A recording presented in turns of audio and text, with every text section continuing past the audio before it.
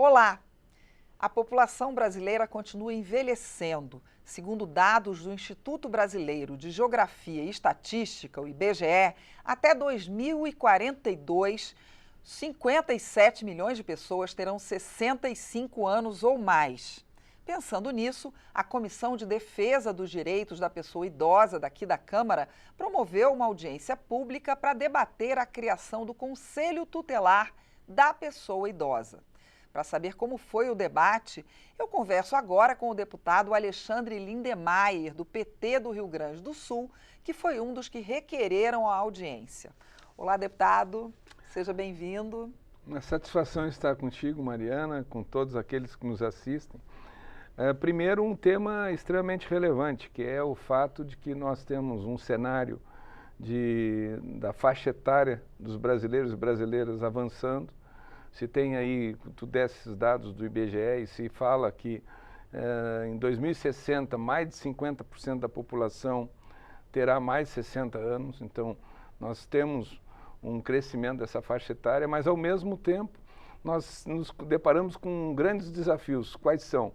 No sentido de que nós tenhamos as políticas públicas focadas, voltadas para a terceira idade, para as pessoas idosas, que sejam cada vez mais efetivas e, para além disso, ampliação dessas políticas públicas. E aí surgem debates sobre várias propostas. Uma delas é a ideia de uma criação de conselhos tutelares para a pessoa idosa nos mais variados municípios brasileiros. Então, é um projeto de lei que tramita nesta Casa Legislativa, de autoria do deputado Yuri do Paredão, né, e que eu estou como relator, e a partir daí, nada melhor do que a gente fazer uma audiência pública para ouvir os mais variados segmentos de como encaram a ideia de conselho tutelar para a pessoa idosa. Nesse debate que nós tivemos nesta audiência pública, o entendimento praticamente quase que uníssono foi no sentido de que a pessoa idosa ela não tem que ser tutelada, ela não tem que ser caracterizada com o estereótipo de incapacidade, ela tem que ter a defesa da sua autonomia, né? E, para além disso, naqueles casos onde houver a necessidade de um acompanhamento, de um atendimento, de um auxílio a esta pessoa idosa, que nós tenhamos o olhar da estrutura já existente, que é através dos Centros de Referência de Assistências Sociais, que são os CRAS, também dos CREAS, que é da área de especialidades da área de assistências sociais, fortalecimento do sistema da assistência, do SUAS, né, do Sistema Único de Assistência Social, interagindo também com outras questões, com o olhar do Ministério Público nas localidades para aqueles casos onde ocorram violência, lesões de direitos da pessoa idosa, mas que isso por si só não representaria, numa situação de criação de um conselho tutelar, com esse formato, que daria aquele sentimento e aquele estereótipo de incapacidade, que é o que a gente atribui para criança e adolescente até determinada idade, que você tem que acompanhar, né? Então, o conselho tutelar vai na questão de defender a incapacidade. Ao passo que uma criança, quando vai, digamos, para uma casa de acolhida, a ideia é que ela seja uma passagem para ela poder ser recolocada dentro do seu ambiente familiar ou em outra família. O que se coloca na situação da pessoa idosa é que o risco é de que é uma via sem volta. Vai para uma instituição, né, para ficar na instituição. Evidentemente, nós sabemos que tem instituições muito boas, bem estruturadas, mas ainda assim, talvez o melhor seria que a gente defendesse sempre a questão da autonomia e da capacidade da pessoa idosa, né? Então, temos uma questão que nos desafia hoje, que é digamos, o custeio, o financiamento das políticas públicas para as pessoas idosas. Porque o que eles pediram é que se aumente também a renda para esse acolhimento da forma como já está hoje. Inclusive, né? Tem uma PEC que tramita na casa desde 2017, com esse olhar, que tenhamos aí um recurso destinado em investimento direto na questão da assistência para a pessoa idosa. Então, Eu digo que é um debate que foi muito profícuo. Eu terei agora, na sequência, a elaboração de relatório e voto e, evidentemente, vai haver o debate entre os participantes, os demais deputados da comissão, e vamos ver qual vai ser o resultado que virá por parte da comissão e a tramitação desse projeto dentro da Casa Legislativa. Pois é, o que eu queria saber é exatamente, o senhor foi convencido por esses especialistas e também integrantes do governo dentro dessa área, que foram esses que participaram da audiência pública e disseram e foram contra a criação de conselhos tutelares? Eu diria que os argumentos são muito robustos, muito fortes, né? Ainda ocorreu um pleito de representação, de pensamento que defende a ideia do Conselho Tutelar. Eu quero ouvi-los. Quem foi que defendeu?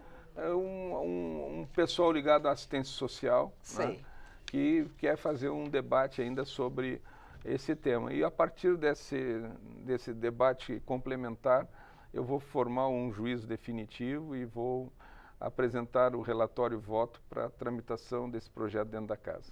Tá, de repente um substitutivo, talvez, né? Como a gente chama aqui na Câmara, o substitutivo. Vamos avaliar, né? Agora, o certo é, eu sou muito simpático à ideia da defesa da autonomia, né? Que a pessoa idosa ela possa chegar na idade mais avançada com todas as possibilidades, né? E, evidentemente, isso são desafios que a gente tem, seja, como disse, a questão dessas políticas públicas que possam ser afirmativas de direitos, não, e não, talvez, a ideia de uma construção de uma estrutura em todos os municípios de conselhos tutelares. Tem uma questão que envolve, se a gente fala de financiamento para, digamos, robustecer essa política pública dos CREAs, dos CRAS e assim por diante, nós temos que falar que também, se for resolver se construir uma política de conselhos tutelares para pessoas idosas no país, isso tudo vai bater na porta também dos municípios, o custeio, recurso para montar essa estrutura. Então, mas tudo o que eles isso não gostaram muito, né, deputado, foi a palavra tutela, exatamente. Eles querem autonomia e cuidado. E fortalecer. Mas não tutela. Não né? ficar sem resposta no caso de violências contra as pessoas idosas, que elas tenham, digamos, as oportunidades de acesso a dizer não à violência, dizer sim aos seus direitos, através da estrutura já existente.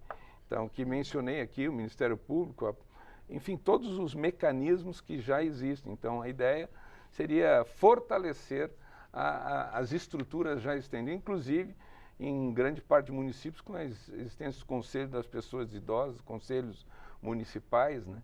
Então, seria não abrir mão da estrutura já existente, fortalecer essa estrutura já existente, também na questão do seu financiamento, sem, digamos, ir para um cenário de um conselho tutelar que possa ensejar a ideia de incapacidade. Certo. E sim, em contraposição à questão da autonomia. Deputado, a violência contra os idosos tem aparecido cada vez mais. O senhor acha que ela tem aparecido porque o número de denúncias tem aumentado, ou ela é uma questão que realmente está aumentando em si? Eu acredito que uma das características que surge num período mais recente é a oportunidade, o incentivo de que não se cale diante de um cenário de violência. Mas aí eu faço uma análise de presunção. Eu acredito que não é um cenário que esteja piorando. O que acredito, e aí eu volto a dizer, presunção. Acredito que o que está havendo é mais incentivos, mais oportunidades para que as pessoas não se calem diante da violência e, digamos, utilizando os mecanismos através de disque denúncia e outros meios que se tem para que não paire uma inércia diante da violência que é praticada também em relação às pessoas idosas. Deputado, o que no Estatuto do Idoso que está sendo claramente descumprido, na sua opinião? Em termos de Estatuto do Idoso, claramente descumprido, eu acho que principalmente a falta de acesso da pessoa idosa em relação ao acolhimento, digamos, dos seus direitos no que diz respeito a acesso, por vezes, até a própria saúde, acolhimento, mais celeridade, o acolhimento em relação até à própria omissão das suas famílias, que, por vezes, geram um impacto, né, de violência contra o próprio estatuto da pessoa idosa, aquele cenário de pessoas que acabam recepcionando a renda do idoso e fazendo a gestão como se sua fosse, afrontando a própria autonomia e utilizando essa renda como uma renda familiar em detrimento dos interesses daquela pessoa idosa. Então, teria outras situações, mas acho que de forma pontual essas. Tá bom, deputado. Então, muito boa sorte aí no seu relatório, né? Em como é que vai fazer essa adaptação. Muito Te agradeço boa pela sorte. oportunidade. E um abraço para vocês e um bom trabalho, hein? Tá ótimo. Eu conversei com o deputado Alexandre Lindenmayer, do PT do Rio Grande do Sul, sobre a proposta de se criar uma rede de conselhos tutelares do idoso no país. Eu sou Mariana Monteiro e você pode rever ou compartilhar este programa que fica no YouTube da Câmara. Até mais.